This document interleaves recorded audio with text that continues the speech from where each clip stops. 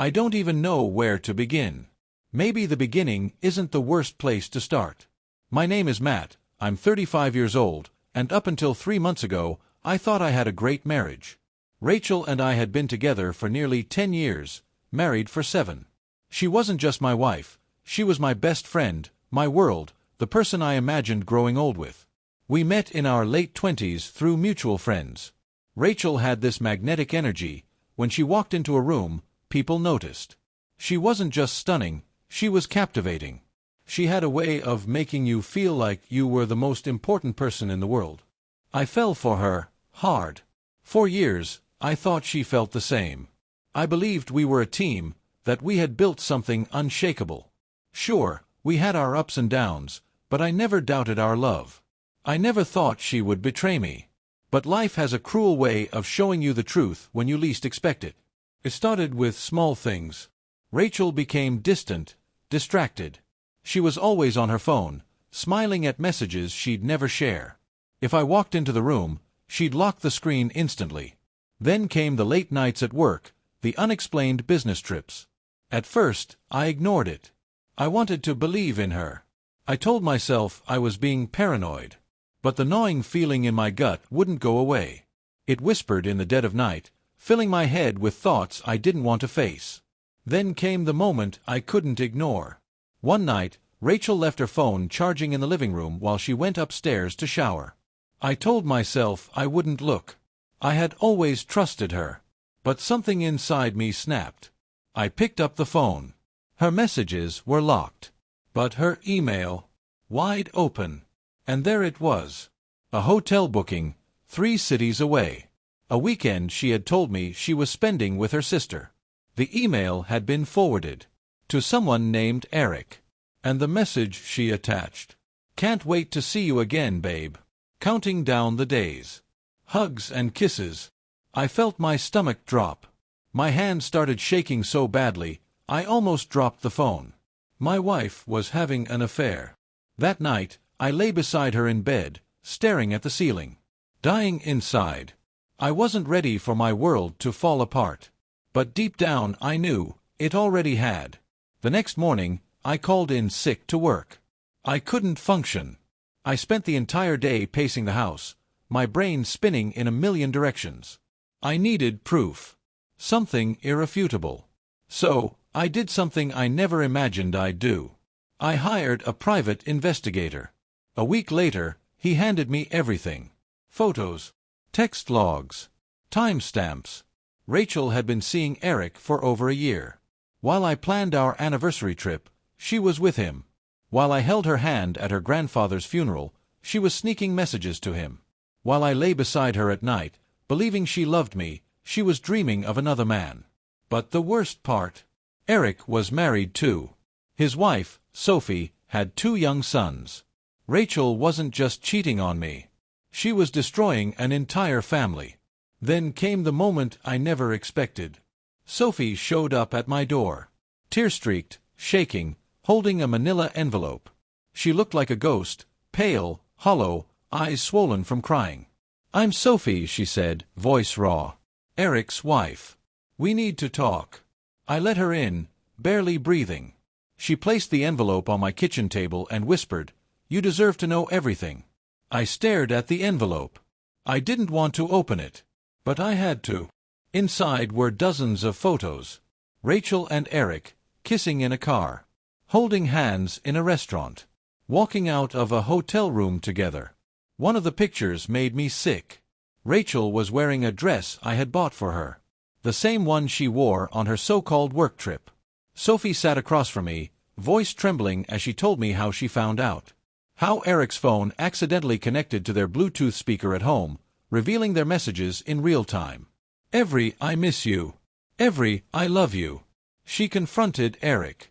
He admitted everything. But the part that made my blood boil? Eric told her that Rachel was unhappy in our marriage. That we were practically over, just staying together out of convenience. I clenched my fists. My jaw tightened. This wasn't just cheating. This was betrayal on a level I couldn't comprehend. Sophie's hands trembled. "I don't know why I'm here," she whispered. Maybe because I don't want to be alone in this. Neither did I. But I wasn't just going to sit back and let this happen. Something inside me snapped. I was going to destroy them. Sophie left that night, but her presence lingered like a ghost. I couldn't sit still.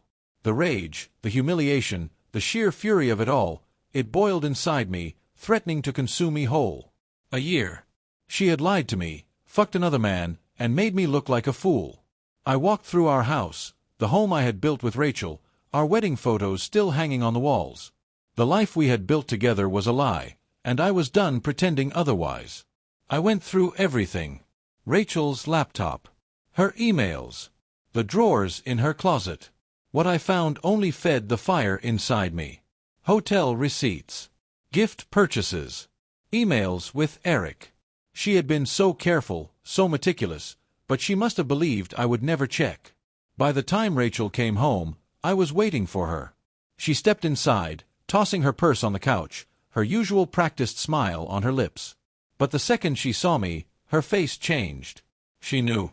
Matt. Her voice was hesitant, uncertain. I said nothing. I simply pointed at the coffee table. Spread out in front of me, the receipts, the photos, the printed-out messages. Evidence of her betrayal. Her face drained of color. Her hands trembled. How long? I asked, my voice eerily calm. Matt, How fucking long? Her lips quivered. A year, she finally whispered. I laughed, a dark, bitter laugh that held no amusement. A year, I repeated. You spent a fucking year betraying me. And you thought I wouldn't find out. She started crying, shaking her head, trying to reach for me. Matt, I never meant for this to happen. I pulled away from her touch like her skin was poison. Don't, I snarled. Don't you dare touch me. She sobbed harder, falling to her knees like some tragic heroine in a shitty romance movie. I didn't feel pity. Not anymore. You lied to me. You fucked another man. You planned a life with him while I was here, thinking we were happy. I leaned down, my voice low, dangerous. Did you laugh at me, Rachel?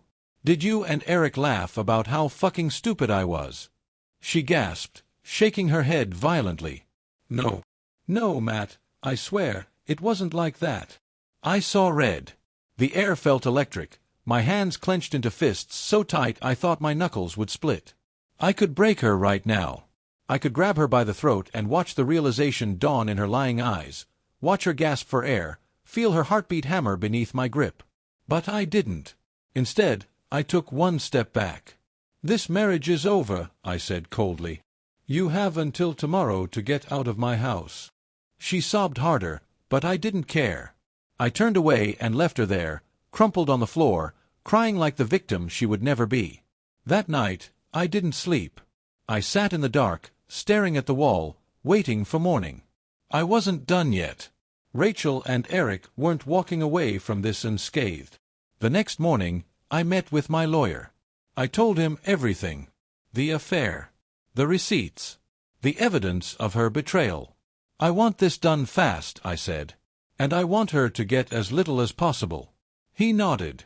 With this kind of evidence, you'll have leverage. She won't get half. She won't get alimony. Good. When I got home, Rachel was still there. Her bags were packed, but she sat on the couch, looking small, weak. Where are you going to stay? I asked. I wasn't being kind. I just wanted to know if she would run straight to Eric.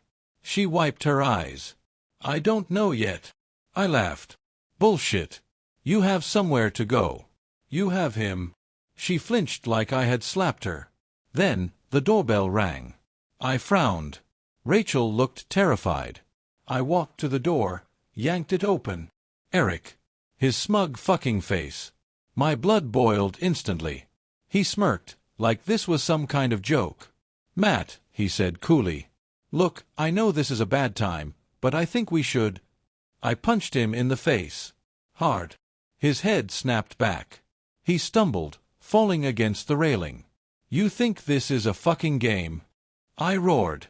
Eric groaned, spitting blood onto my porch. Rachel screamed behind me. Matt, stop. But I wasn't stopping. I grabbed Eric by the collar, slamming him against the wall. "You destroyed my marriage," I snarled, breath ragged. "You took my wife.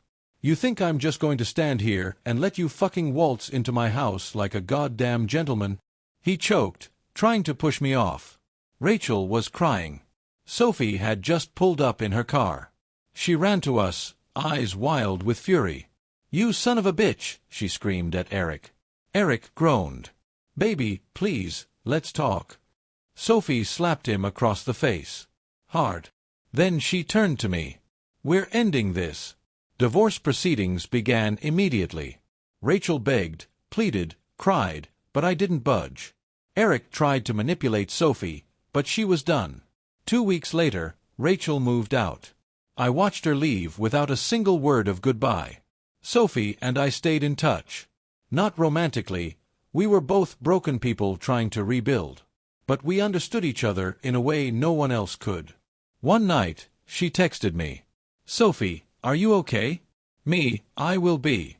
And for the first time in months, I meant it. Because this wasn't the end. It was the beginning of a life without lies, without betrayal, without Rachel. And as I stood in my empty house, I took a deep breath. The fire inside me wasn't gone. But for the first time, it wasn't consuming me. It was fueling me. One step at a time. One day at a time. I was finally free.